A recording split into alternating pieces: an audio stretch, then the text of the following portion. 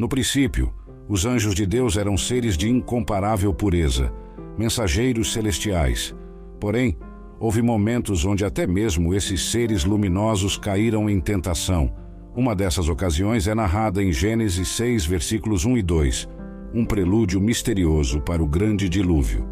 Esta história começa em uma terra já marcada pela decadência moral, um palco preparado para um ato de rebelião divina.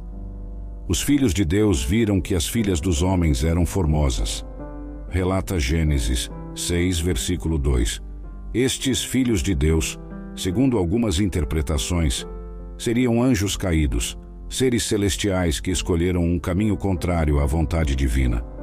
Outra leitura sugere que seriam descendentes de Sete, o filho de Adão, simbolizando uma linhagem fiel a Deus. O enlace entre os filhos de Deus e as filhas dos homens gerou os Nefilins, seres de grande estatura e força, heróis da antiguidade, homens de renome. Estas uniões, porém, eram vistas como aberrações aos olhos de Deus, símbolos de uma humanidade corrompida e distante de sua essência divina. A presença dos Nefilins e a crescente violência na terra são citadas como razões para o dilúvio, um ato de purificação divina. Deus, angustiado com a maldade humana, decide recomeçar, preservando apenas Noé e sua família. Este episódio pode ser interpretado à luz de Gênesis 3, versículo 15, onde Deus promete que o descendente da mulher esmagará a cabeça da serpente. Satanás, em uma tentativa desesperada de impedir a vinda do Messias, poderia ter tentado corromper a linhagem humana. No entanto, a história de Noé mostra que, mesmo diante da corrupção total, Deus mantém um remanescente fiel. A história do dilúvio não é apenas sobre destruição, mas também sobre redenção e a promessa de um novo começo. E arrependeu-se o Senhor de ter feito o homem na terra, e isso lhe pesou no coração. Gênesis 6, versículo 6. Estas palavras, carregadas de tristeza divina, ressoam como um eco de esperança. Deus, mesmo em sua mágoa, escolhe salvar a humanidade através de Noé, sinalizando um ato de amor incondicional e misericórdia. A tristeza de Deus permeia o coração do divino ao contemplar a necessidade de destruir a humanidade, com exceção da família de Noé. Ele, que criou homens e mulheres à sua imagem e semelhança, destinados a refletir sua glória e governar a terra, lamentou profundamente. Esta é uma história de amor divino, de um Criador que adora suas criaturas, mas que enfrenta a dolorosa decisão de reiniciar a criação devido à sua corrupção. Em Judas 6, lemos sobre anjos que abandonaram sua posição de autoridade e sua morada celestial. Esta referência parece aludir aos eventos de Gênesis 6, versículos 1 a 4, onde anjos, os filhos de Deus, escolheram habitar na terra e se unir às mulheres humanas, gerando os Nefilins. Essa união extraordinária, estranha aos nossos ouvidos modernos, é um testemunho da complexidade e profundidade das verdades bíblicas, que frequentemente transcendem nossa compreensão convencional. A história da queda de Satanás, originalmente conhecido como Lúcifer, é uma narrativa simbólica e cativante. Originada em interpretações de passagens bíblicas, retrata Lúcifer como um anjo de alto escalão e de beleza sem igual, descrito em Ezequiel 28, versículo 14, como o querubim ungido. Sua posição privilegiada, próxima a Deus, é enfatizada, mas o pecado encontrou espaço em seu coração. Lúcifer, adornado com pedras preciosas, é a personificação da perfeição e esplendor. A ideia de que ele atraiu um terço dos anjos do céu em sua rebelião, conforme descrito em Apocalipse 12, versículos 3 e 4, ilustra sua influência persuasiva e a extensão de sua queda. O motivo da queda de Lúcifer é frequentemente atribuído ao orgulho. Isaías 14, versículos 12 a 15, descreve sua ambição de se elevar acima de Deus, resultando em sua expulsão do céu. Essa narrativa ressalta a temática do orgulho levando à queda, um tema recorrente na literatura e na vida. Anjos, em sua essência, são seres espirituais criados por Deus para cumprir sua vontade, agindo como mensageiros e protetores. Salmo 103, versículo 20, destaca sua força e obediência. A ideia de anjos caídos está intrinsecamente ligada à rebelião contra Deus, um enredo repleto de simbolismo e significados ocultos. Como caíste do céu, ó estrela da manhã, filho da alva. Isaías 14, versículos 12 a 15. Este trecho ilustra a trajetória de queda de Lúcifer, enfatizando como até os mais excelentes e respeitados podem sucumbir à soberba e ao desejo de superar a Deus, uma lição atemporal sobre a humildade e a reverência ao divino. A história do rei de Tiro em Ezequiel 28, versículos 12 a 17, é frequentemente interpretada como um paralelo simbólico à queda de Lúcifer. Este relato descreve um ser perfeito em beleza e sabedoria, mas cujo coração se encheu de orgulho por causa de sua beleza, levando à sua ruína. Este é um conto que alerta contra a arrogância e a autossuficiência. O rei de Tiro era um personagem histórico real, governante da próspera cidade de Tiro. Ele é retratado como alguém que se considerava quase divino, embriagado pelo sucesso e pela riqueza de seu reino. Em Ezequiel 28, versículo 2, Deus, através do profeta, adverte o rei: Você diz, eu sou Deus, sento-me no trono de um Deus no coração dos mares, mas você é apenas um homem e não um Deus. A soberba do rei de Tiro é um espelho do orgulho de Lúcifer. Em ambos os casos, o orgulho desmedido conduziu à queda.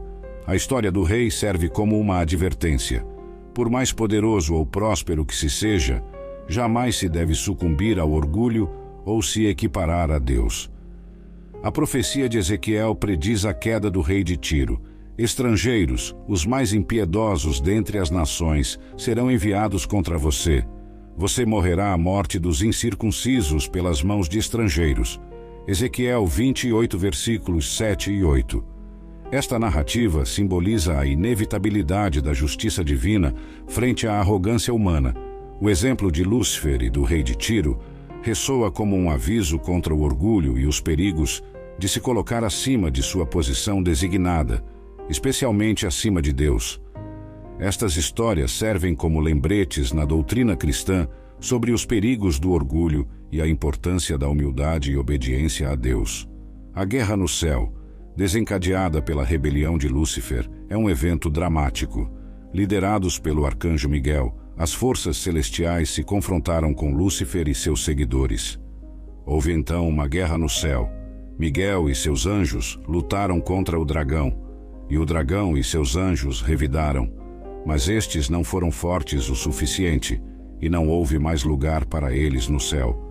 Apocalipse 12, versículos 7 e 8. A derrota do dragão, identificado como Satanás, e a expulsão de seus seguidores do céu, é um ponto crucial na narrativa bíblica, simbolizando a vitória do bem sobre o mal e a justiça divina sobre a rebeldia. O nome Lúcifer, que significa portador da luz, ou estrela da manhã, simboliza a queda do anjo outrora glorioso. A queda de Lúcifer do estado glorioso original simboliza uma perda profunda de glória. A jornada do céu à terra representa uma queda na bondade moral, passando de um lugar de harmonia com Deus para um estado de alienação e oposição.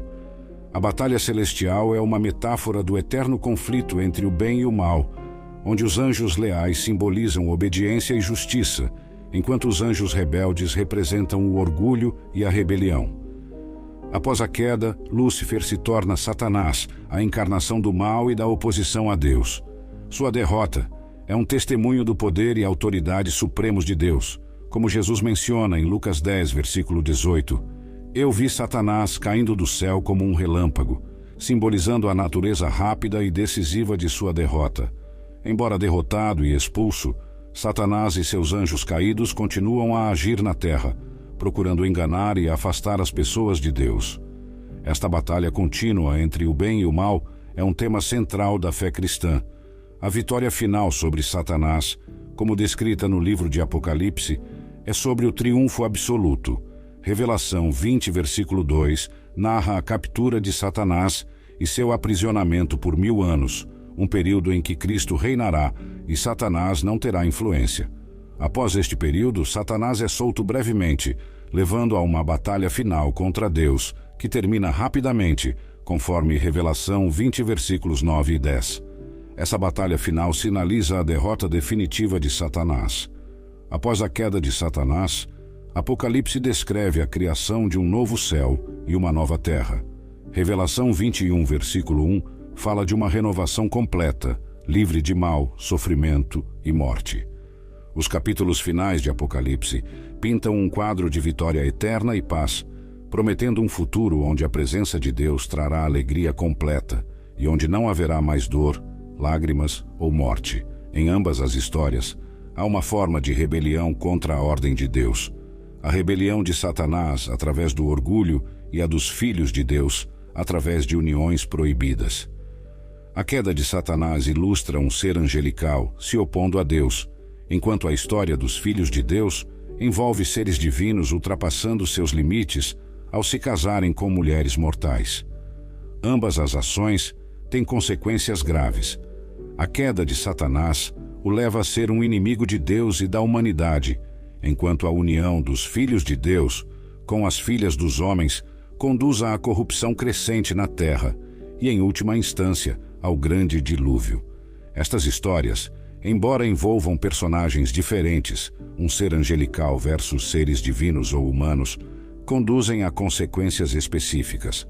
A oposição contínua de Satanás a Deus e à humanidade versus uma sociedade humana corrompida, culminando no dilúvio.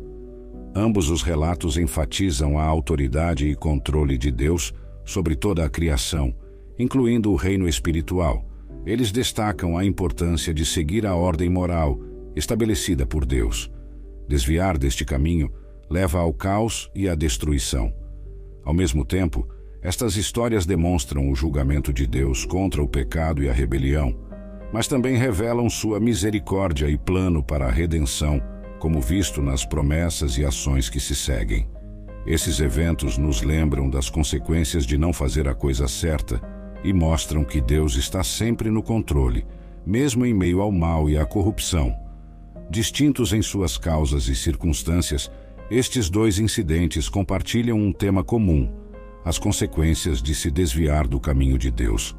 Através destas histórias, somos convidados a refletir sobre o delicado equilíbrio entre o livre-arbítrio e a obediência divina e o impacto profundo de nossas escolhas celestiais e mortais. Ao aprofundarmos nessas histórias, encontramos narrativas antigas e lições duradouras sobre o orgulho, o desejo e a eterna busca pela redenção. Oração. Pai Celestial, hoje nos reunimos na paz de Tua presença. Nossos corações estão abertos e prontos para aprender contigo. Ajuda-nos a encontrar forças para superar nossos desafios e dificuldades. Senhor, Tu nos ensinaste que até os anjos, tão graciosos e puros, podem cometer erros e cair. Ajuda-nos a aprender com eles a ser fortes e a manter a fé, mesmo quando caímos. Que cada problema que enfrentamos seja um passo em direção a algo melhor, mostrando-nos o quanto Tu nos amas e nos guias. Abençoa cada alma aqui presente, ó Deus, com a coragem de enfrentar suas batalhas, sabendo que estás com eles, assim como estavas com Teus anjos. Concede-nos a clareza para ver além de nossas lutas, para o propósito maior que estabeleceste para nós. Que possamos abraçar nossas falhas e erros, não como marcas de fracasso, mas como oportunidades de crescimento e aprendizado sob Teu olhar vigilante. Em momentos de dúvida, lembra-nos da resiliência de Teus anjos, para que possamos abrir nossas asas e voar firmes na fé, elevados pela esperança e guiados por Tua luz eterna. Amém.